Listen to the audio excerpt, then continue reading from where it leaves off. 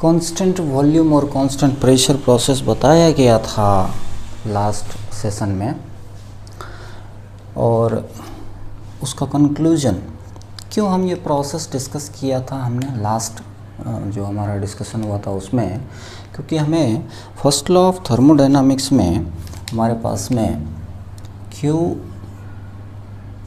Minus W is equals to change in internal energy, या del Q minus del W is equals to change in small change in internal energy system का जो है, उसमें ये दोनों process quantity है और इसको हमें कैलकुलेट करना होता है। तो प्रोसेस क्वांटिटी है तो प्रोसेस पता होनी चाहिए, और प्रोसेस पता होनी चाहिए तो हमें ये दो प्रोसेस का डिस्कशन हमने किया था। टोटल 6 प्रोसेसेस हम डिस्कस करने वाले हैं। काफ़ी आसान सा कंक्लूजन निकल के आया था, बहुत ज़्यादा उसमें हमें दिमाग लगाने की ज़रूरत नहीं थी। कांस्टेंट वॉल्यूम में हमने देखा था कि अगर प्रोसेस कांस्टेंट वॉल्यूम हो तो इसमें वर्क होता ही नहीं है, मतलब डिस्प्लेसमेंट वर्क जिसको बोल रहे हैं इंटीग्रल P/dv ये 0 होता है, और इसमें जो Q हम लिखते हैं वो लिखते थे NCV डेल्टा T। ये तो ये दो चीज़ें हमें निकल के आया था कांस्टेंट वॉल्यूम या आइसोकोरिक प्रोसेस के लिए। कांस्टेंट प्रेशर को हम आइसोबारिक प्रोसेस बोलते हैं, इसमें W निकल के आया था हमारा इंटीग्रल P/dv लिखते हैं इसको, डिस्प्लेसमेंट वर्क क्लोज्ड सिस्टम के लिए इंटीग्रल P/dv, और ये निकल के आया था P इंटू डेल्टा V, मतलब final volume minus initial volume को आप प्रेशर से सिंपली मल्टीप्लाई कर दीजिए। अब हमसे अगर पूछा जाए कि ये कांस्टेंट वॉल्यूम प्रोसेस का और कांस्टेंट प्रेशर प्रोसेस का एक छोटा सा कोई एग्जांपल दे दीजिए, तो आसान भाषा में आप जो है कांस्टेंट वॉल्यूम का आप बता दीजिए कि प्रेशर कुकर में जब आप खाना बनाते हैं तब उसमें, प्रेशर कुकर में जब आप खाना बना रहे होते हैं तब उसमें जब तक उसका वेपर बाहर नहीं निकलता है, जब तक उसका सीटी जो है वो बाहर नहीं आता है, तब तक आप बोल सकते हैं कि वो कांस्टेंट वॉल्यूम प्रोसेस है। और एक बार उसमें से वेपर बाहर निकल गया, यही है ना, वेपर बाहर अगर निकल गया तब वो कांस्टेंट प्रेशर कांस्टेंट वॉल्यूम नहीं रहा।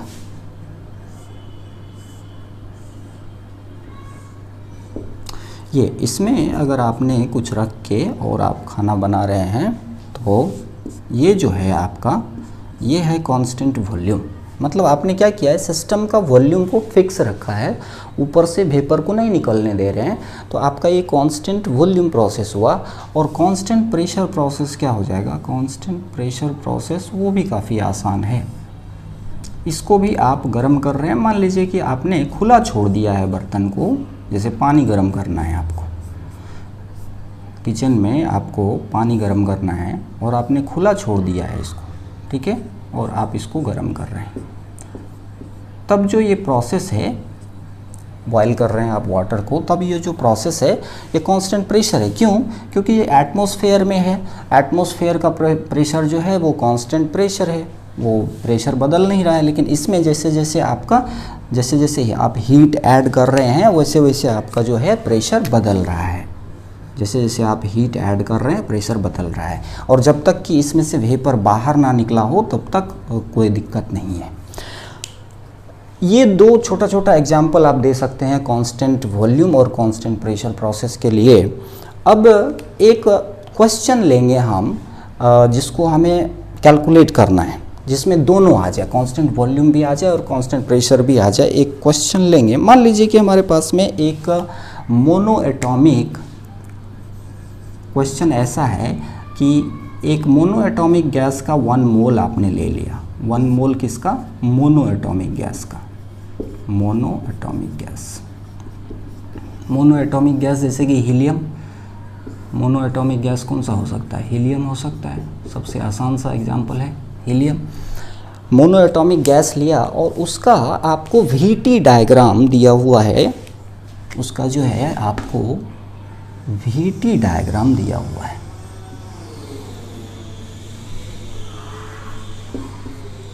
VT diagram. और VT डायग्राम में बाकी चीज़ें मेंशन किया हुआ है, मैं उसको बना रहा हूँ, आप एक बार देख लीजिए, फिर उसके बाद हम देखेंगे कि उसमें हमसे क्या क्या पूछा जा रहा है। ठीक है, तो एक बार मैं इसको ड्रॉ कर लूँ पहले।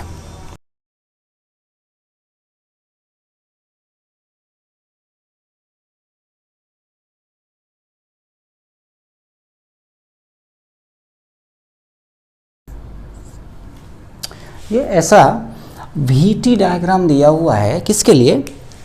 मोनो एटॉमिक गैस के 1 मोल को हमने लिया है और वो इस तरह का प्रोसेस फॉलो करता है, जिसको VT डायग्राम पे ये जो ब्लैक से मैंने ड्रॉ किया है, ये इस तरह का प्रोसेस फॉलो करता है। जैसे 4 से 1, या यहाँ से शुरू करें 1 से 2, 2 से 3, 3 से 4, ऐसा जा रहा है। और हमसे उसके बाद पूछा जा रहा है कि ये पूरा प्रोसेस में W नेट कैलकुलेट करके बताइए। और कुछ पूछा जा रहा है जिसको मैं नीचे लिख रहा हूँ।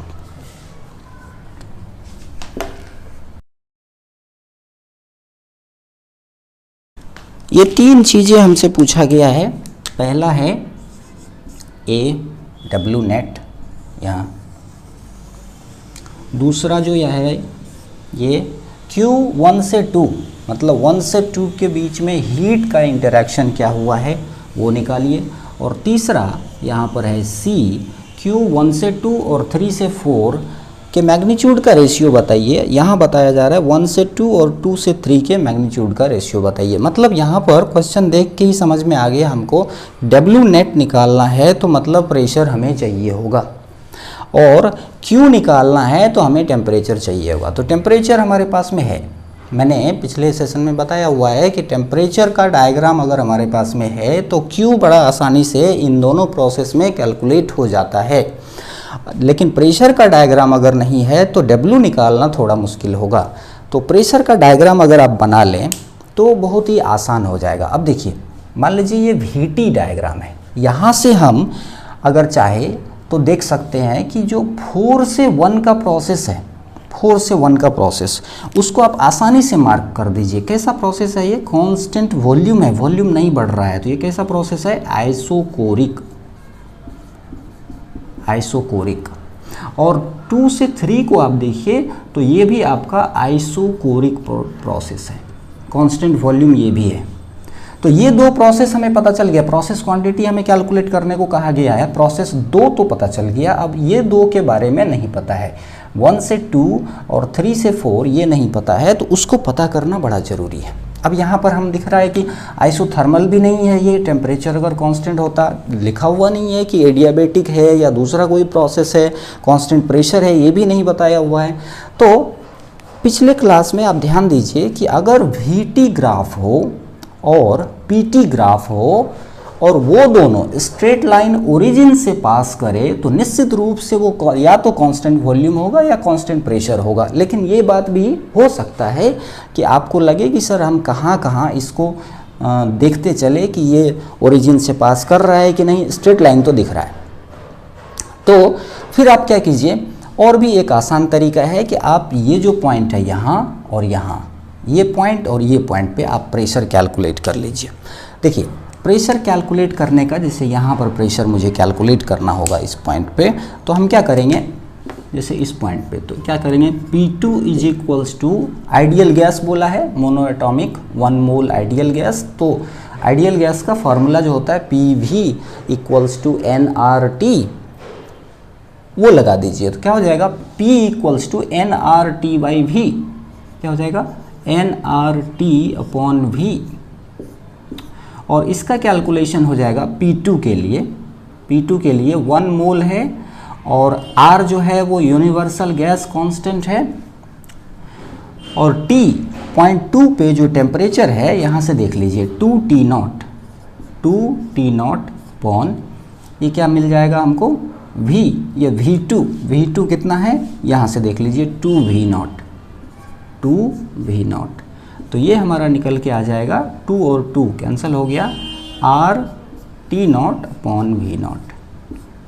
ये हमारा P2 निकल के आ गया। P2 क्या निकल के आया, RT0/V0। उसी तरह से P1 जो है P1 के लिए लिखिए यहाँ पर P1 इक्वल्स टू nRT1/V1। तो n है 1 मोल, R तो रहने देंगे, और P1 पे टेम्परेचर कितना है T0 अपॉन V1 यहाँ पर वॉल्यूम है V0। तो ये आ गया, देखिए RT0/V0। अब यहाँ से देखेंगे तो देखिए P1 जो है वो है RT0 अपॉन V0, और P2 जो है वो भी RT0/V0 है, दोनों इक्वल है। मतलब ये पॉइंट 1 और पॉइंट 2 दोनों सेम प्रेशर पे है। उसी तरह से आप P4 निकाल सकते हैं। P4 अगर आप निकालने जाएंगे तो आप यहाँ से P4 लिखिए nRT4/V4, ठीक है। P4 निकाल लीजिए, आप निकालना ज़रूरी है, बिना निकाले पता नहीं चलेगा। P4 निकाल के देखिए, P4 हो जाएगा nRT4, तो n तो 1 मोल है, R जो है उसको रहने देंगे, और T4 0.4 पे टेम्परेचर है T0/2, 0.4 पे टेम्परेचर T0/2, और V4 इस पॉइंट पे वॉल्यूम है V0। तो ये कितना निकल के आएगा हमारा RT0/V0, और इसमें हाफ मल्टीप्लाइड है, ये P4 आ गया, ठीक है। तो P4 निकल के आ गया। उसी तरह से P3 आप निकाल के देखिए, P3 कैलकुलेट करके देखिए कि P3 क्या आएगा। तो P3 जब कैलकुलेट करेंगे तो आप क्या लिखेंगे nRT3/V3। तो n है 1 मोल, R को रहने देंगे, और T3 0.3 पे टेम्परेचर देखिए T0 है, 0.3 पे टेम्परेचर T0 है। तो T0 डिवाइडेड बाई V3 0.3 पे वॉल्यूम है 2V0। देखिए यहाँ से क्या आ रहा है, हाफ RT0/V0। तो P3 हमारा आ गया half RT0 divided by V0। अब देखिए P3 और P4 ये दोनों इक्वल है। यहाँ P4 जो कुछ भी आया है हमारा, वही हमारा यहाँ पर P3 आ रहा है। तो कंक्लूजन क्या निकल के आया कि पॉइंट 1 पर जो प्रेशर है वो 2 के बराबर है, और पॉइंट 3 पर जो प्रेशर है वो 4 के बराबर है। मतलब ये दोनों, ये जो आप देख रहे हैं और ये जो आप देख रहे हैं, ये दोनों प्रोसेस क्या है, आइसोबारिक है, कांस्टेंट प्रेशर प्रोसेस है, आइसोबारिक। क्या हो गया, टोटल 4 प्रोसेसेस थे, 1 से 2 आइसोबारिक, 2 से 3 आइसोकोरिक या कांस्टेंट वॉल्यूम, 3 से 4 फिर से आइसोबारिक या कांस्टेंट प्रेशर, 4 से 1 हमारा कांस्टेंट वॉल्यूम। तो चारों प्रोसेस हमें पता चल गया कैसा प्रोसेस है। इस पूरे डायग्राम में, VT डायग्राम में जो मोनोएटॉमिक गैस है, जो 1 मोल जिसका लिया है, वो 2 तरह के प्रोसेस से गुजर रहा है, या तो कांस्टेंट वॉल्यूम से या कांस्टेंट प्रेशर से, कांस्टेंट वॉल्यूम और कांस्टेंट प्रेशर से। अब हमें W नेट निकालना होगा। चलिए आ जाइए W नेट निकालने के लिए।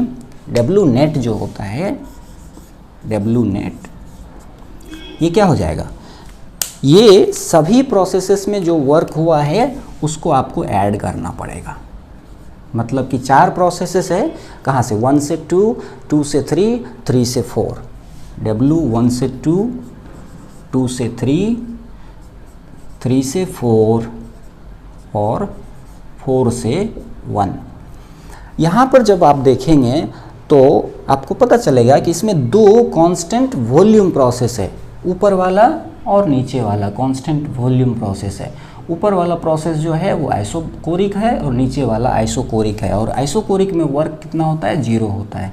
तो मतलब 4 से 1 और 2 से 3 ये दोनों 0 हो जाएगा। 4 से 1 ये रहा, ये 0 हो जाएगा, और 2 से 3 ये 0 हो जाएगा। ये दोनों तो 0 हो गया। तो ये दोनों हमें कैलकुलेट ही नहीं करना है, तो कैलकुलेट करना है W 1 से 2 प्लस W 3 से 4, ये कैलकुलेट करना है।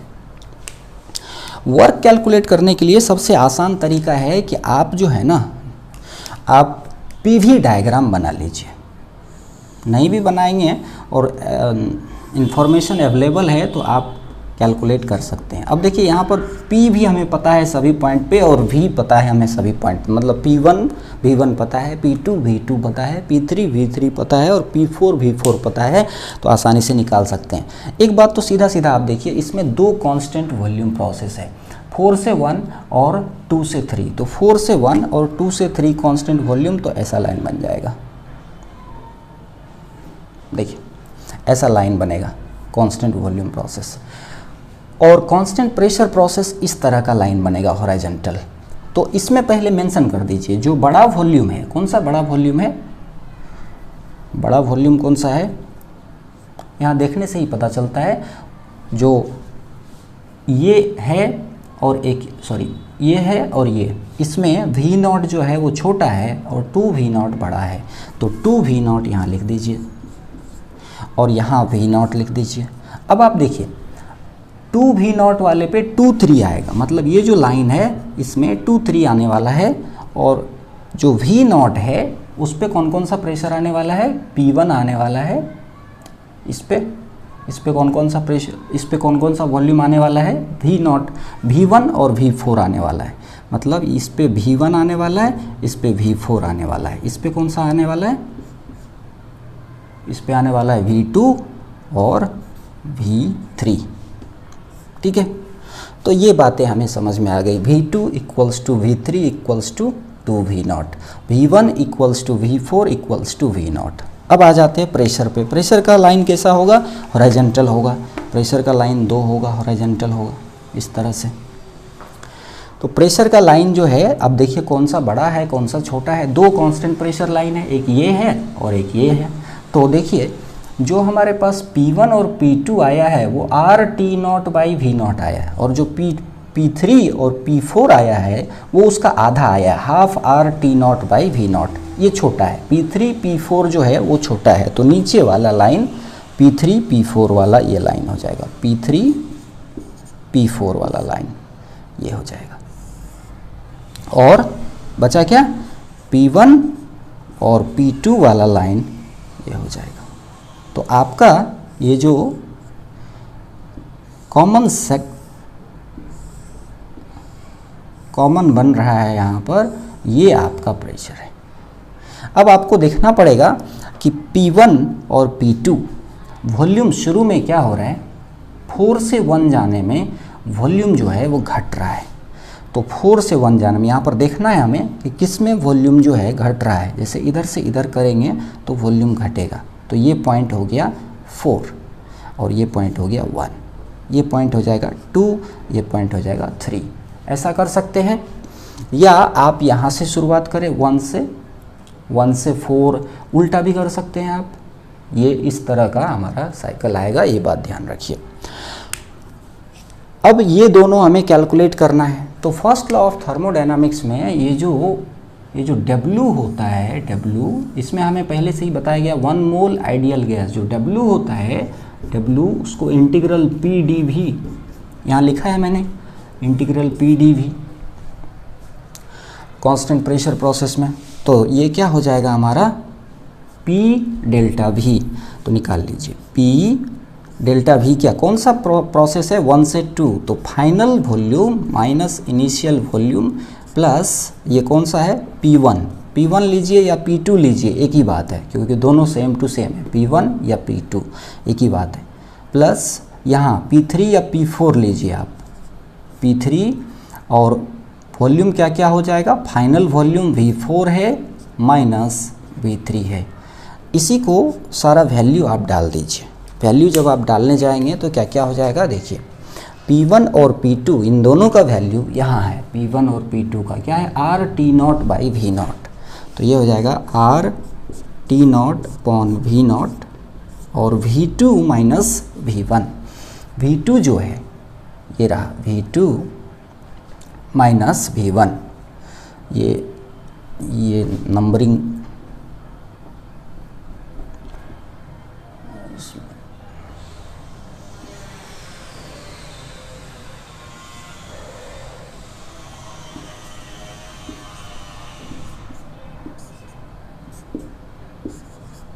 V2 माइनस V1, यहाँ से देख लीजिए V2 कहाँ है, V2 यहाँ है और ये 1 है।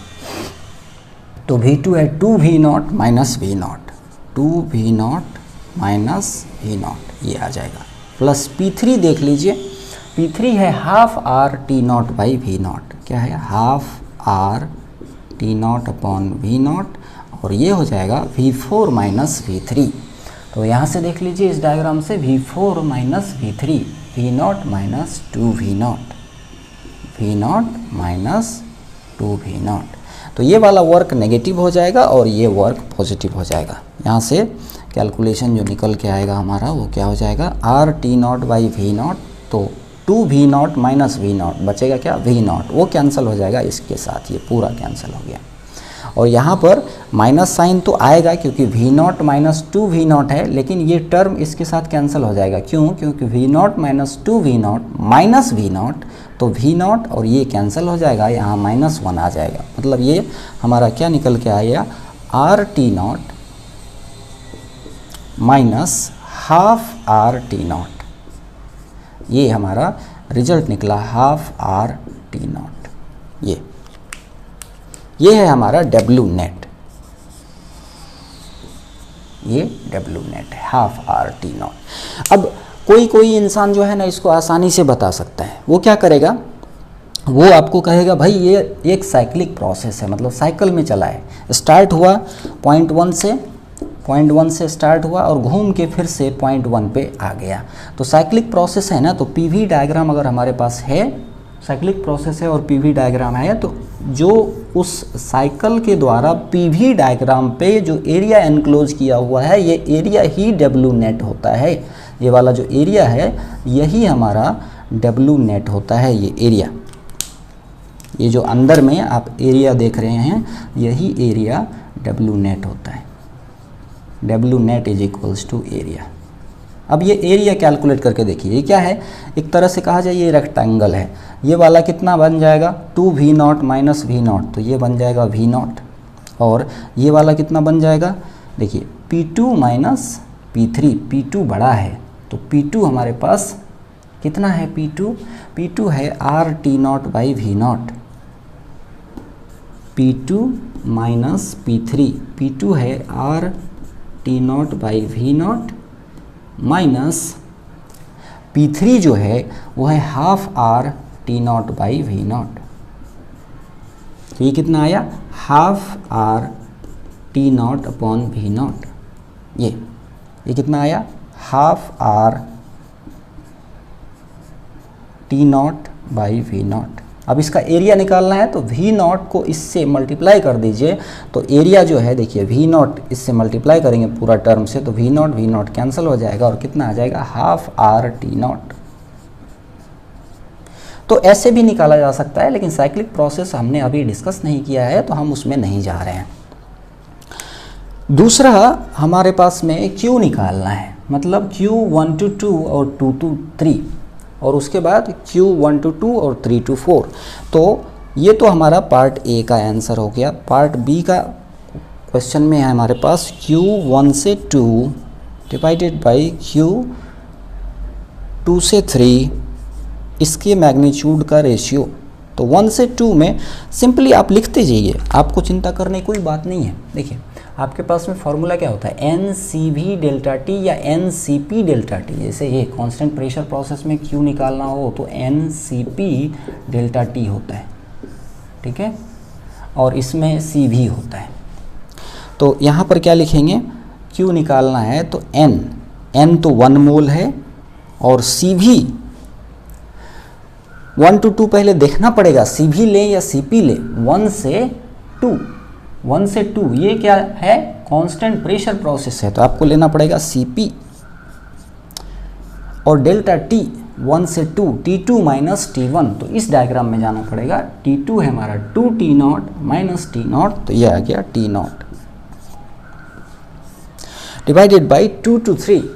2 to 3 जो है वो यहाँ से देखना पड़ेगा। फिर से 2 to 3 आपको देखना पड़ेगा कौन सा प्रोसेस है। 2 to 3 यहीं से देख लीजिए, तो ये कांस्टेंट वॉल्यूम प्रोसेस है, तो आप लिखेंगे NCV, N है 1, CV उसी मोनो एटॉमिक गैस का constant heat capacity at constant volume, और यहाँ से यहाँ तक आपको टेम्परेचर इस डायग्राम से निकालना पड़ेगा। 2 से 3 है हमारे पास, तो 2 से 3 देखिए टेम्परेचर क्या है, 3 वाला पहले लेना होगा, T0 माइनस 2T0, ये क्या हो जाएगा, T0 माइनस 2T0। देखिए मैग्नीट्यूड पूछा गया है तो यहाँ माइनस आएगा, लेकिन हम उसकी परवाह नहीं करेंगे। T0 माइनस 2T0, T0 बचेगा, ये बचेगा, ये रेशियो हमारा आ गया Cp अपॉन CV। और मोनो एटॉमिक आइडियल गैस का जो Cp होता है, मोनो एटॉमिक आइडियल गैस का Cp होता है वो 5/3R होता है, और इसका CV होता है 5/2R होता है, और इसका जो CV होता है वो 3/2R होता है। इसको देख लीजिए क्या आ गया, 5/3 इसका आंसर आ गया। पार्ट 3 आ जाइए, ठीक है, बहुत ही आसान है। पार्ट 3 सी में आ जाइए। सी में हमसे पूछा गया है Q 1 to 2 और 3 to 4 का रेशियो, Q 1 से 2 और 3 से 4 का रेशियो पूछा गया है। देखिए फिर से वही लिखेंगे, फॉर्मूला यही होगा, ये या फिर ये Q के लिए, ठीक है। तो अगर कांस्टेंट वॉल्यूम प्रोसेस होगा तो ये फार्मूला लगाएंगे, अगर कांस्टेंट प्रेशर प्रोसेस होगा तो ये फार्मूला लगाएंगे। तो पहले देख लीजिए ऊपर वाला 1 से 2 क्या है, ऊपर वाला 1 से 2 क्या है, यहाँ चले जाइए और देख लीजिए 1 से 2 कांस्टेंट प्रेशर वाला है, तो ये CV वाला है, सॉरी CP वाला। और नीचे में 3 से 4 ये भी कांस्टेंट प्रेशर प्रोसेस है, तो ये भी CP वाला है।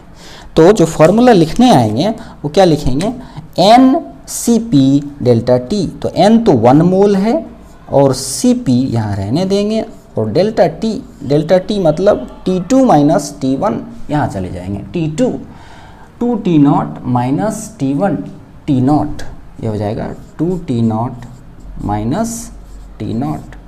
और नीचे में आ जाइए, नीचे में Q 3 से 4 फिर से ये कांस्टेंट प्रेशर प्रोसेस है, वहाँ देखिए जा करके, यहाँ देखिए, कहीं भी देखिए आप, तो यहाँ पर NCP, N है 1 मोल, CP रहने देंगे, और जो टेम्परेचर है वो 4 minus 3, temperature T4 minus T3, T4 है 2T0 और T3 है T0।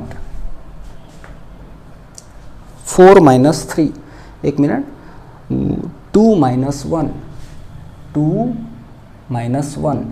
4 माइनस 3, यहाँ 4 है हमारा T0/2 और 3 है T0। 4 जो है वो है T0/2 माइनस जो 3 वाला है वो है T0। अब देखिए ये वाला माइनस हाफ आएगा, ऊपर में 1 T0 आएगा, CP और CP तो कैंसिल हो गया, तो ये माइनस, ये +1 और minus half, +1 divided by minus half. तो ये रेशियो हमारा कैलकुलेट करके 2 आ रहा है, ये रेशियो हमारा 2 आ रहा है। तो यही था हमारा एक डेमोन्स्ट्रेशन किस चीज़ का, कि कांस्टेंट वॉल्यूम और कांस्टेंट प्रेशर प्रोसेस में हमें क्या करना है। ये एक डेमोन्स्ट्रेशन है जिसको आप एक बार कर लेंगे तो कांस्टेंट वॉल्यूम और कांस्टेंट प्रेशर प्रोसेस का कोई भी क्वेश्चन जो आपको मिलेगा तो मेरे ख्याल से सॉल्व करने में आसानी होगी। ज़्यादा डिफ़िकल्ट नहीं है, ये बहुत ही आसान है, बस आप प्रोसेस वाइज फॉलो करते जाइए। नमस्कार।